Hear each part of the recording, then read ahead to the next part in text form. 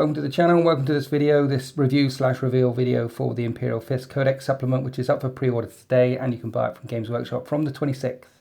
Thank you to Games Workshop for sending it through to me and to other YouTubers and bloggers out there so we can get our hands on it and give you guys a quick peek behind the scenes, let you know what's inside of it at pre-release date. So thanks to Games Workshop one more time, thank you. And let's dive in. The first thing to note from the Imperial Fists Codex Supplement is that this covers Crimson Fists as well. If you're a Crimson Fist player, you're going to want this book. The other thing to note is, as with all the Codex Supplements, you don't necessarily need this book. You can just use Codex Space Marines. But if you want an extra bit of bang for your buck, if you want some extra stratagems, psychic powers, warlord traits, things like that, and you're an Imperial Fist player or a Crimson Fist player or a successor of those chapters, then you're probably going to want to add this book because it makes your army better. It gives you more rules and more bits to play with. But yeah, this covers Crimson Fists as well, which was a bit surprising, but it is what it is. Crimson Fists are a successor chapter of the Imperial Fists. In here, there's 3 characters. You got Lysander, you've got Pedro Cantor, and you've got some new dude called Tor Garadon. Lysander does what he does. He's got a strength 10 non-unwieldy thunder hammer. You can reroll hit rolls of 1 when you're within 6 inches of him. He's a captain. He's an absolute tank. Pedro Cantor is a chapter master. He's the chapter master of the Crimson Fist. So you can reroll everything within 6 inches of him. And you've still got Oath of Rin, which is add 1 to the attacks characteristics of any Crimson Fist models while they're within 6 inches of Cantor. So Cantor in the middle of a pile with a bunch of Reavers around him or a bunch of Terminators around him, everyone getting those +1 attacks. That's a bit tasty. Tor Garadon has got essentially a strength 12 power fist, which is a -3 flat 3 damage weapon called the Hand of Defiance. He's this new character in here. He's got a 4-up invulnerable save. He's a captain, so you can reroll hit rolls of 1 for attacks made by models with the Imperial Fist keyword while they're within 6 inches of him. So he's got a really big power fist.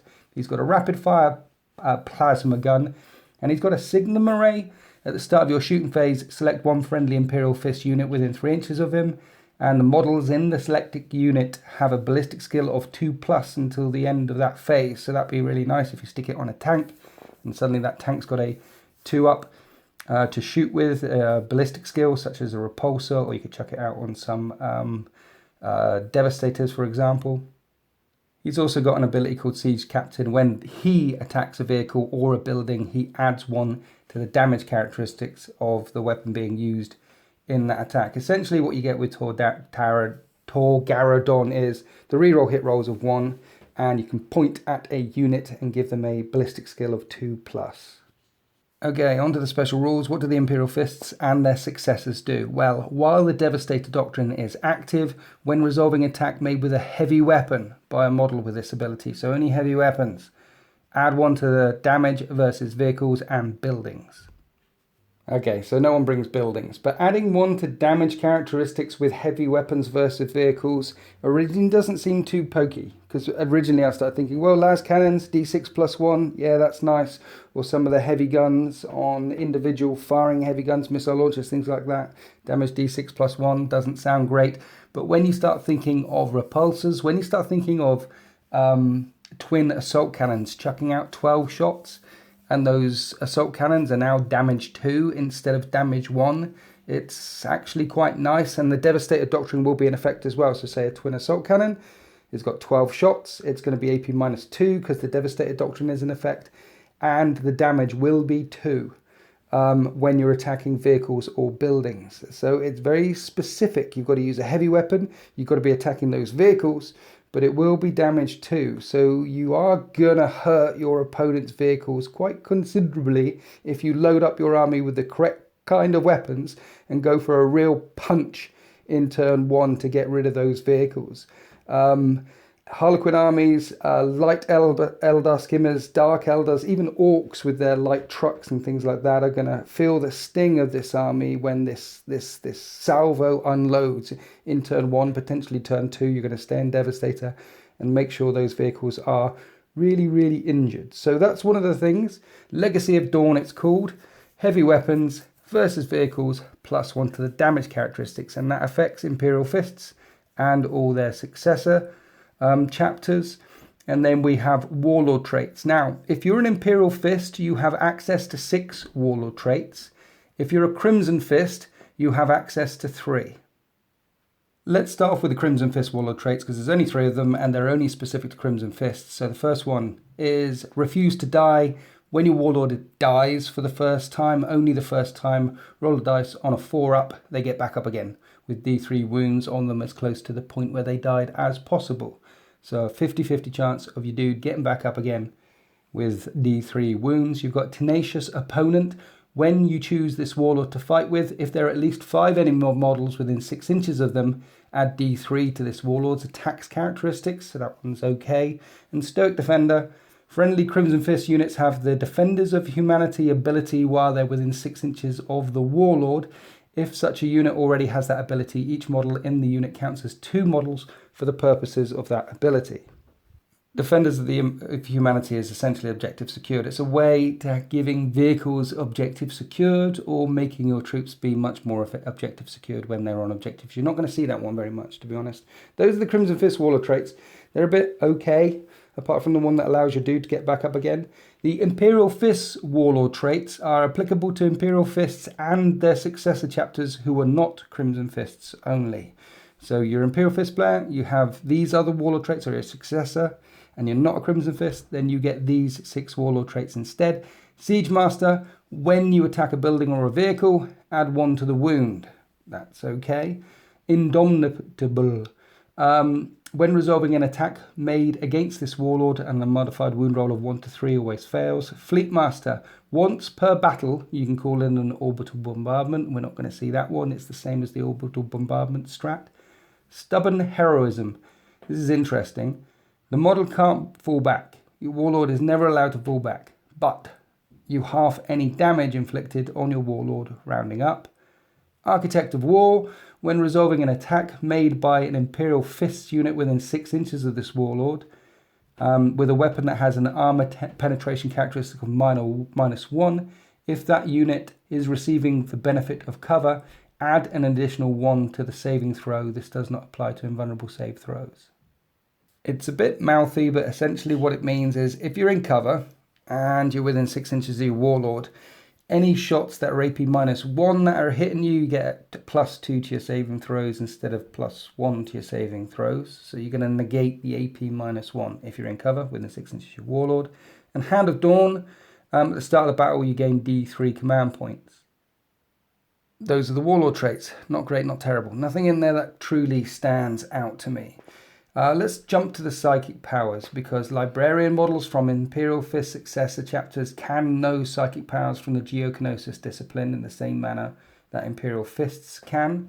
So Geoknosis, and there's 6 new powers. Tectonic Purge is a warp charge value of 6. If manifested, then until the start of your next psychic phase, when a charge model is made by an enemy unit within 12 inches of the psyker, they have to add 2 to the result. So anything that is trying to charge anywhere within 12 inches of the psyker, +2 to that result. That will affect multiple units. If there are multiple units trying to crash into your back line, that's an interesting one, because that could stack, for example, with the repulsors -2 as well. If you had a Librarian that is within 12 inches of the enemy unit and that unit is attempting to charge the repulsor, so it's -2 to them. They could be essentially only 3 or 4 inches away from your Librarian and the repulsor and attempting to charge the repulsor. It'll be -2 to hit the repulsor, -2 to any enemy units within 12 inches of your Librarian, and suddenly it's a -4 to their roll. And a 3-inch charge would fail if they rolled a 3, for example. They're not going anywhere.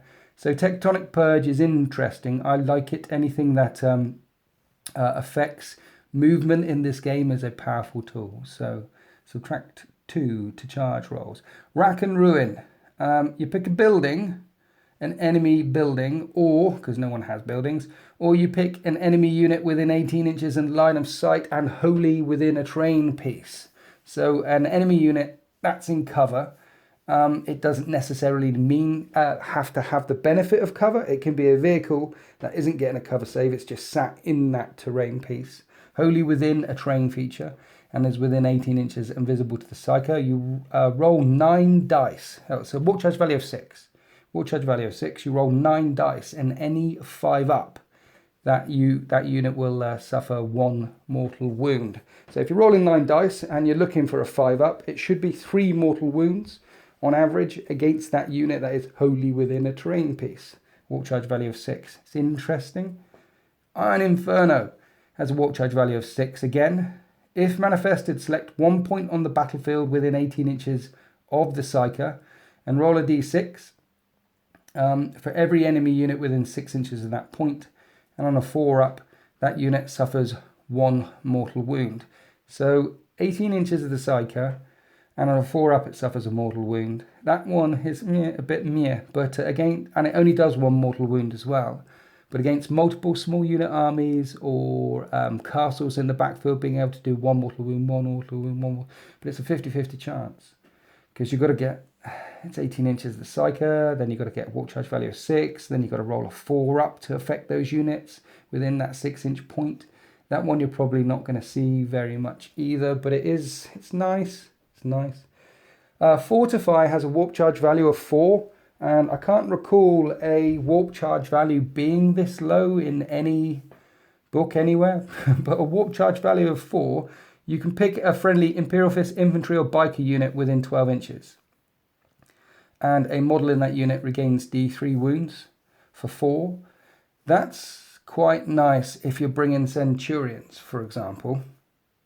And if you're playing Imperial Fists, you'll probably be bringing some Centurions, because a unit of Centurions with las cannons and heavy bolters, or the Grav Centurions, well, when the Devastator Doctrine is active, they're going to be putting out a lot of DACA. Their AP is going to be an additional -1, and all their heavy weapons, and they're only loaded with heavy weapons apart from the Hurricane Bolters, all their heavy weapons, their big guns, are going to be doing a +1 to the damage roll. So you're bringing some Centurions along. Centurions are more pokey because of the +1 to the damage roll with their heavy weapons. And on a 4 up, you can heal D3 wounds on one of those Centurions. And I think they start off with 4. So I can see that one being useful if you're thinking about bringing Centurions along with you. Aspect of Stone has a warp charge value of 5. And you add 2 to the Psyker's strength and toughness characteristic. It's a bit like Might of Heroes, but only affects the Psyker. +2 strength and toughness, which is interesting if you're bringing a Psyker along and just throwing them up the battlefield to do some smiting and to go punch stuff. And then Kasim. Kasim is the most interesting one, I think. It has a warp charge value of 6. And you pick an enemy unit that can't fly and is within 18 inches and visible. So it's got quite a nice long range. 18 inches away, you can see it. It's not flying. And you roll a 6. So if the result is less than the lowest, and then you roll 2d6. So you roll a 6 to cast it, 18-inch range, line of sight. And then you roll 2d6 and compare the movement characteristics of the opponent's unit. So if the result is less than the move characteristics of that unit, the enemy suffers 1 mortal wound. If the result equals the lowest move characteristic in that unit, they suffer D3 mortal wounds. And if the result of that 2d6 is greater than the move characteristic of that unit, they suffer 3 mortal wounds. So you're going to be wanting to put this on slow moving stuff, units, infantry, stuff that moves 5 or 6 inches. And as soon as most infantry units move 6 inches, the ability to roll 2d6 and get greater than 6 is common, very average. So you're going to be putting 3 mortal wounds on those infantry units, so long as it can't fly. 3 mortal wounds on those infantry units with ease. If it's a vehicle, a lot of vehicles move 8 or 10 inches. You're probably only going to be putting 1 or D3 mortal wounds on those vehicles. So Kasim's a good one versus slower units. Necrons and Orcs are going to get stung by that one quite a lot. And that one's quite nice. So as we can see in the Geoknosis discipline, essentially what the Imperial Fists and its successors have is a lot of ways to cause mortal wounds back to the enemy. Iron Inferno does mortal wounds. Kasim does mortal wounds. Rack and Ruin does mortal wounds, and you're probably going to be taking one of those three to increase your mortal wounds output. Tectonic Purge minuses 2 to charges, Fortify it puts wounds back on, and Aspect of Stone makes your Psyker a bit beefer. So again, not great, not terrible in the psychic powers. There's some interesting stuff in here. We're not at Iron Hands level of punch yet. Let's have a look at the Warlord traits. And they're not at Iron Hands level of punch yet either. This book isn't as game-breakingly awful as the Iron Hands book was, because let's face it, the Iron Hands book was a bit broken in places. Was it broken? I don't think it was. I don't know. I think let's stay away from the Iron Hands conversations. That book wasn't properly thought through. Let's put it that way. They could have thought it through a bit better. The FAQ is out for the new Iron Hands stuff, so you can. They've nerfed the Iron Stone a little bit. They've had a look at the Iron Hands book and tried to tone it down a little bit. But the Imperial Fists book isn't at that level. It is at the normal level. It's at the White Scars, at the Ultramarines kind of level. Stratagems. So all units from Imperial Fist successor chapters are considered to have the Imperial Fist keyword for the purposes of using Imperial Fists stratagems. There's 2 pages of stratagems, and 2 of them are for Crimson Fists only. So if you play Crimson Fists, you have access to all the stratagems. If you play Imperial Fists or their successors, other than Crimson Fists, you have access to all of them but 2. 3 of the stratagems in here are the same as we've seen in other Codex supplements. Abilities to give additional relics, abilities to get an additional Warlord trait, and ability to make a sergeant have some special issue war gear. And they all cost 1 command point each. So ways to draw extra relics or war gear out of here. One of the stratagems also kicks in only when you're playing against Iron Warriors, so I won't go through that one. And one of the Crimson Fist stratagems only kicks in if you're playing against Orcs, so I won't go through that one. But let's start off with Bolster Defenses. It costs a command point. You have to have a unit, an infantry unit, and you can't move it. An infantry unit within a ruin or terrain feature, any terrain feature, and you don't move it. So you select that unit that you didn't move at the start of your movement phase, and it's in a terrain feature, and you go, that one there. And that unit gets +2 to their saving throws while they're in that terrain feature rather than just +1. It doesn't affect invulnerable saves. There's an ability called Sappers, which allows you to add 1 to the hit and a wound roll against buildings. No one brings buildings. And there's a 1 command point stratagem called Pain as a Lesson, which gives your Imperial Fists unit, which isn't a vehicle or servitors, a 6-up feel no pain. A bit like Iron Hands. But it costs you a command point. But you can use it in any phase, Pain as a Lesson, to give you a 6-up feel no pain. Add that, for example, to Bolster Defenses, that one where you get +2 while you're in a terrain piece, and add that to Transhuman Physiology, that one that allows Space Marine units to ignore wound rolls over unmodified wound rolls over 1, 2, or 3. Basically, you could stack 3 stratagems on a infantry unit that is on a terrain piece if you really didn't want it to die. I don't think that's going to come into play very much, but it's nice to see these potential combos there. The ability to potentially keep an infantry unit alive for much longer than typical. Close range bottle fire, 2 command points. This is one of the good ones. Use this stratagem in your shooting phase. When an Imperial Fist unit from your army is chosen to shoot with, until the end of that phase, bolt weapons, see Codex Space Marines, models in that unit are equipped with have the pistol type instead of their normal type. E.g. Rapid Fire 2 bolt weapons becomes Pistol 2. Now, why would you do this in your shooting phase? Why would you select a unit in your army with bolt weapons and suddenly give them the pistol type instead of the rapid fire type? Well, you do this if you're locked up in close combat. So if you're locked up in close combat and suddenly you've got Storm Bolters in there, or you've got something with Rapid Fire 2 or higher in there, then being able to go Pistol 2 is a good ability. You're basically firing your bolt guns into the melee in close range to enemy units within an inch of you. If you're doing this while the tactical doctrine is in effect as well, then you're going to be doing a lot of damage. So, for example, a unit of intercessors, they're bolt pistols, they're AP 0. And they have a rapid fire bolt rifles, which are AP -1. While the tactical doctrine is in effect, yes, their bolt pistols are AP -1, but their bolt rifles are AP -2. And so being able to fire them close range bolter fire, this 2 command point stratagem into close combat is quite nice. Doing it on anything with a high rapid fire number of shots in close combat is quite nice. Say those centurions that we talked about are locked up in close combat, and all of your centurions have got hurricane bolters on, and the tactical doctrine is in effect. Well, those are bolt weapons that unit is equipped with. Suddenly you'll be able to fire those hurricane bolters, which are 12 shots each. Well, it'd be rapid fire 1, so there'd be 6 shots each. But anyway, you'd be able to fire a chunk of rapid fire weapons in close combat if you want to. So that one's quite nice. I like it, being able to fire rapid fire weapons in close combat. Bolted drill, 2 command points. Use the stratagem in your shooting phase when you choose an Imperial Fist unit from your army to shoot with.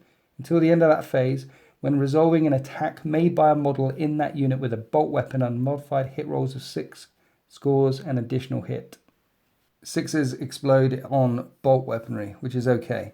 Stubborn defense. This one's really weird. Use this stratagem at the start of your battle. Basically, at the start of the battle, you spend 2 command points and you say, I'm going to enact this stratagem, stubborn defense. What it means is you can't chuck any defend objective X cards. So if you're playing with tactical objectives, in your tactical objective deck, there are 6 cards in there, and they're numbered defend objective 1, defend objective 2, you've got 6 of them, defend objective 1 to 6. You're spending 2 command points, you can't chuck them. They have to stay in your hand, you will not be allowed to discard them. But when you score a defend objective X stratagem, instead of getting 2 points, you'll get 3 points. Stubborn defense. Will anyone ever play that? I guess the real hardcore narrative players amongst us out there, the really hardcore narrative Imperial Fist players are going to go, no, I'm definitely going to keep hold of my defend objective X cards and get an additional point whenever I score them. But that feels more like a nerf than a help to me, because defend objective X cards tend to be one of the harder ones to score, because you need to be on that objective at the end of your turn and then hold it until your opponent's turn. And some of those objectives could be in your opponent's table half and could be really hard for you to get to. And also, if your opponent knows, well, they will know that you have the stubborn defense stratagem, that you've spent 2 points on this, they're definitely going to try and stop you getting those defend objective X cards. But you'll get 3 points if you do defend one. Tank Hunters. Use the stratagem in your shooting phase or in the fight phase. Pick an Imperial Fists unit from your army to shoot or fight with.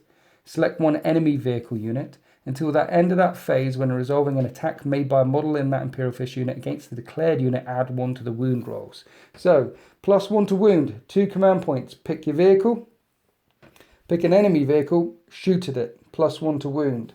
And it works in the fight phase as well, so it'll work with dreadnoughts. If you're charging a dreadnought up the field and your Redemptor is trying to punch an Imperial Knight, for example, +1 to wound.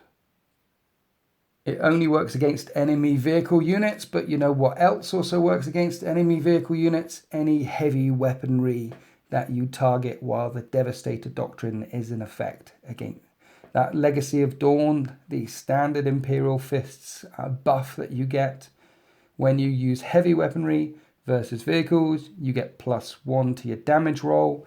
You spend 2 command points on Tank Hunters, suddenly you're adding 1 to the wound roll as well. So in turn 1, you've got your Centurions. You don't have to stick this on a vehicle, so you've got your Las Cannon Centurions there. They're firing away.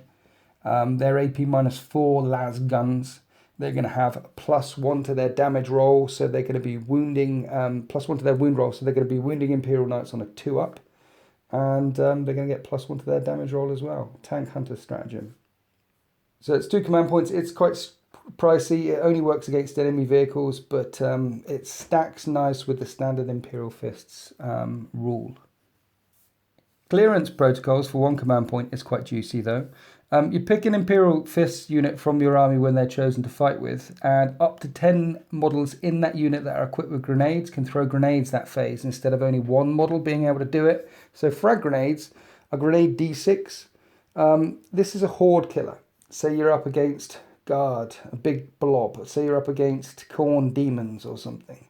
And suddenly you got 10 grenades getting chucked out, and Frag Grenades are D6 shots each. So you're going to have 10 times D6 number of shots coming out from that unit that are all chucking grenades, assuming that you've got 10 models in the unit and up to 10 models are all chucking grenades.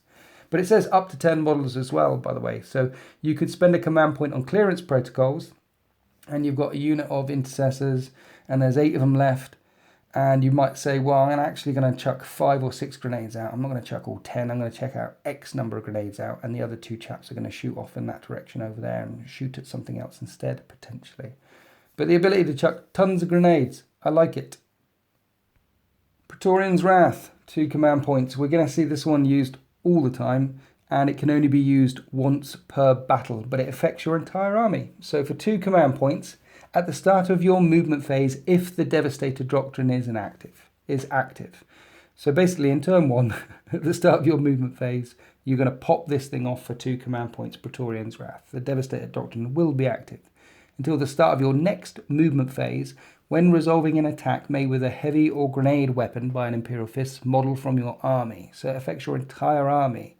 And on modified wound roll of 6, the armor penetration characteristic of that weapon is improved by an additional 1 for that attack. You can only use this stratagem once per battle. So why would you want to increase your AP by 1 when the Devastator Doctrine is in effect? Again, my mind immediately went to las cannons. Las cannons at AP -4. Why would I want to get them to AP -5 with an unmodified wound roll of a 6? I wouldn't. AP -4 is enough for las cannons. But it does mean that, again, let's think about heavy bolters. Let's think about twin assault cannons.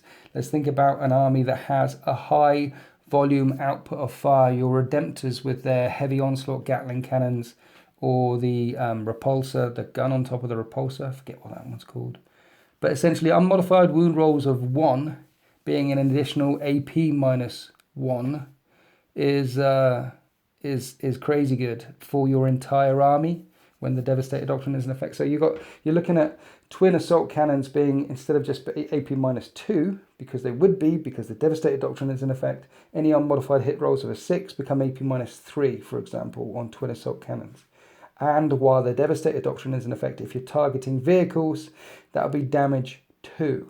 But you'd want to put this on your army even if you're not shooting a chunk of vehicles, because that additional AP bang at the start of turn 1 is going to be useful. They're essentially telling you, or when I'm reading this, the thing that comes through to me is lots of twin assault cannons, lots of twin heavy bolters, lots of repulsors, lots of heavy onslaught Gatling cannons, those sorts of things. High volume of fire, heavy weaponry is what you want in an Imperial Fists list to make full use of their Legacy of Dawn flat special rule, that +1 to damage with heavy guns while the Doctrine is in effect, while the Devastator Doctrine is in effect.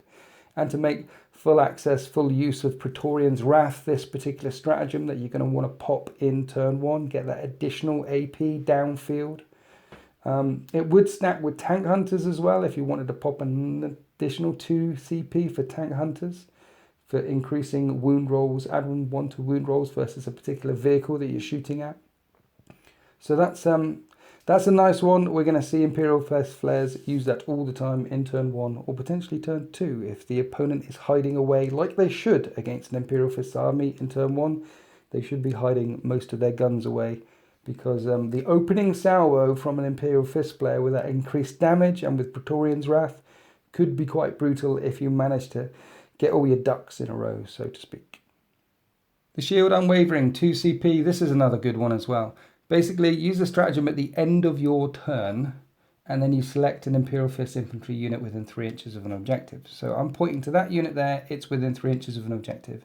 What you do is you add 1 to their saving throws. When resolving an attack made against that unit, add 1 to their saving throws, and it doesn't say this doesn't affect invulnerable saves. So you've got an infantry unit within 3 inches of an objective, +1 to their saving throws. nice. If they're on terrain, that would be even better, because then they'd be adding 2 to their saving throws, for example. But there's more than that. Until the start of your next turn, you add 1 to the attacks characteristics of models in that unit as well. So you can use this offensively as well as defensively. You could be shoving your Terminators forward or your Reavers forward. They're within 3 inches of an objective. You pop this stratagem out at the end of your turn, and suddenly that unit has +1 to their attacks characteristics because they're within 3 inches of that objective.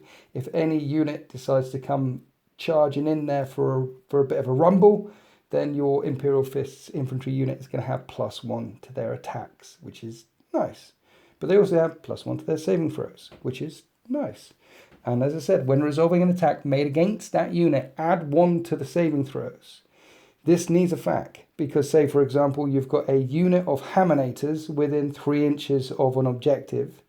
It doesn't say, this ignores invulnerable saves. It just says add 1 to their saving throws. So there's an attack coming in, and your 3-up invulnerable saves will become a 2-up invulnerable saves because you're adding 1 to the saving throws for attacks against that unit. So yeah, I can see this one being fact to say that this will only affect normal saving throws, not invulnerable saving throws. But abuse the crap out of it until the fact comes through. No, don't do that. Don't do that. It's add 1 to your saving throws if you're within 3 inches of an objective. And the fact will almost certainly say this doesn't affect invulnerable saves when they finally get around to writing it in about 2-3 weeks.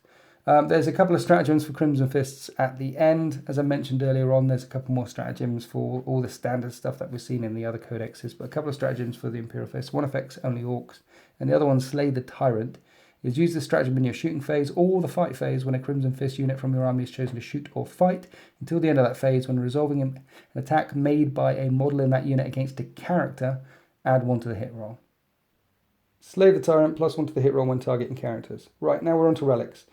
Relics are a bit funny because of the Crimson Fists and the Successor Chapter rules. So, you've got Relics of the Fists and you've got Special Issue War Gear.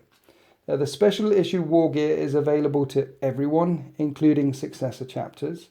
And in the Special Issue War Gear, we have Adamantium Mantle, Artificer Armor, Mastercrafted Weapons, and Digital Weapons. Those 4 special tweaks that we've seen in all the other supplements. So that's the Special Issue War Gear, and all the Successor Chapters, including the Fists and the Crimson Fists, have access to that. And there's 4 more things in the Special Issue War Gear that everyone has access to. And one is the Fist of Terror, which is a non-unwieldy power fist. It's not unwieldy, and you get an extra attack when you're fighting away with this power fist. So that's quite nice. We've got Gate Breaker Bolts, which is you apply it to a model with a bolt weaponry.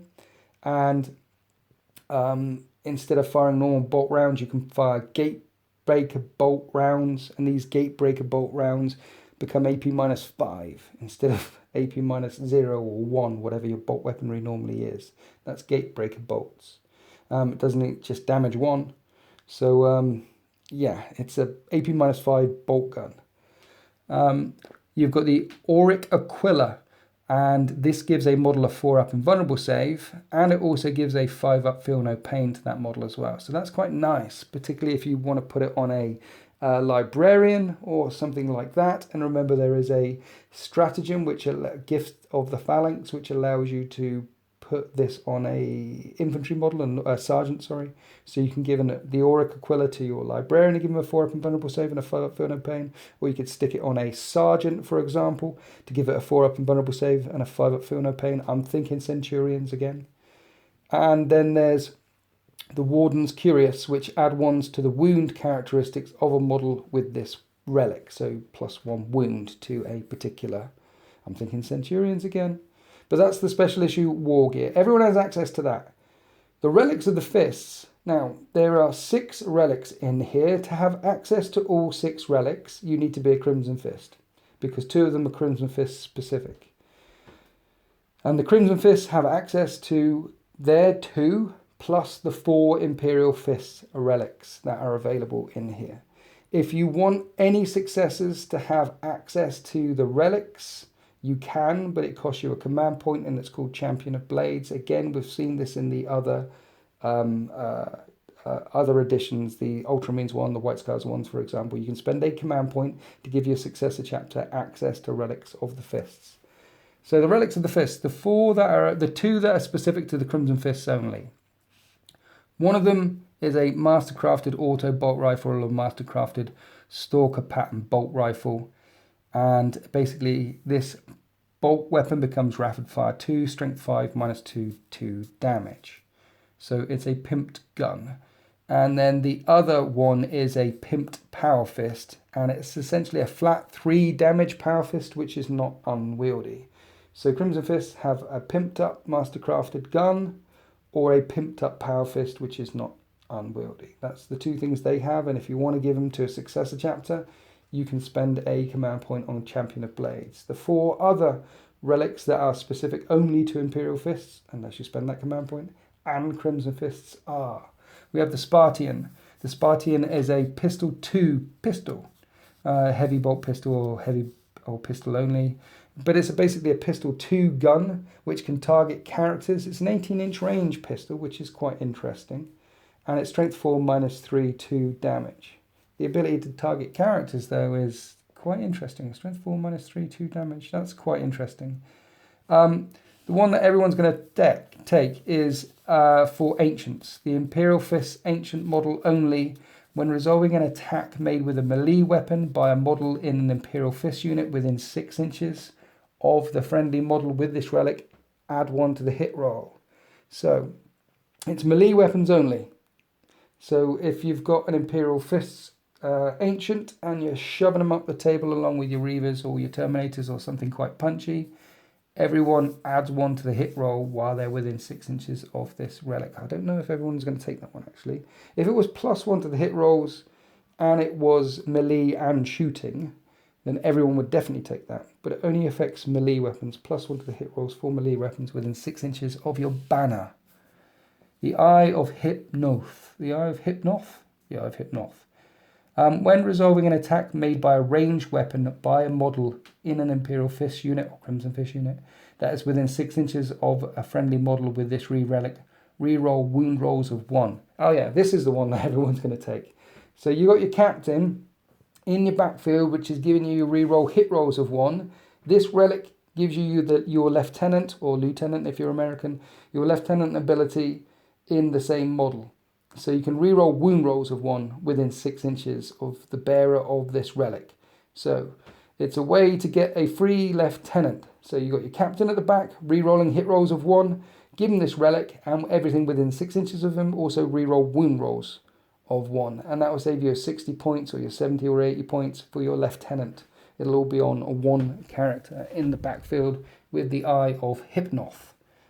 That one's quite nice. I like it. Free lieutenant, essentially. The Bones of Orac is for a librarian, and librarians can re-roll the dice when they take psychic tests, and that's it. Those are the 4 relics specific to the Imperial Fists or Crimson Fists. Again, if you want one of them and you're a successor and you're not a Crimson Fist or Imperial Fist, you can spend a command point to take one of them. And then the 2 duties, Burden and Fist of Vengeance, the pimped up gun and the pimped up fist, seem to be only available for Crimson Fists, as far as I can tell from reading this book. That's it for the Imperial Fist book. What are they going to do? Well, when the Devastator Doctrine is active and when they're attacking with heavy weapons, they're going to +1 to the damage characteristic. That is nice. They're also going to spend 2 CP on Praetorian's Wrath straight away. And so when the Devastator Doctrine is active and attacking with heavy or grenade weapons, that's what Praetorian's Wrath says, any unmodified wound rolls of a 6 improve the AP by 1. They can only use that stratagem once per battle, but that's what they're going to do. In turn 1, when the Devastator is active, they're going to go bang, and it's going to hurt, and the damage is going to be increased, and their AP is going to be a little bit tinkered across their entire army with their heavy weapons. They're going to want to bring twin assault cannons, they're going to want to bring heavy onslaught Gatling cannons, and they're probably going to want to bring Centurions along as well. I think that would work well in a Imperial Fists list. Their psychic powers are great, not terrible, and their stratagems, there's 2 or 3 of them which stand out to me, which are good, but there's nothing incredibly broken in this book. I like the ability for everyone to chuck grenades if they want to. I like the other little stratagems which increase your saving throw if you're within 3 inches of an objective, or if you're in a terrain piece, bolster defenses, if you're in the terrain piece and you didn't move, the ability to +2 to your saving throws rather than just +1. So they've got some nice little stratagems in there as well, which seem to work well with the narrative of Imperial Fists. The downside of this book, of course, is if you're a Crimson Fist player, you're not going to be getting your own Codex Supplement. Crimson Fists are a successor chapter of the Imperial Fists, and they're going to be using this book as well.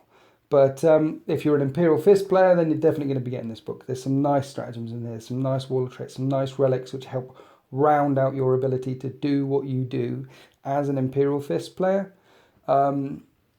If you don't want to get the book, you don't have to get the book. You can just use Codex Space Marines.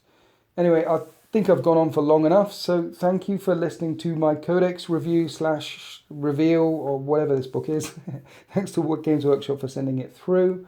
If you want to support me, I'm on Patreon on DZTV, and I'll be in the Discord on Patreon to talk about this to anyone, any of the patrons there who wants to ask any particular questions about it. I know Liam's got the book as well. I think Liam's got the book as well. So if you've got any specific questions and you're a patron to DZTV, then do pop us a question in the Ask Liam / Winters section on the Discord, and we'll get back to you. But yeah, thanks to Games Workshop. Thank you everyone for listening. Happy wargaming.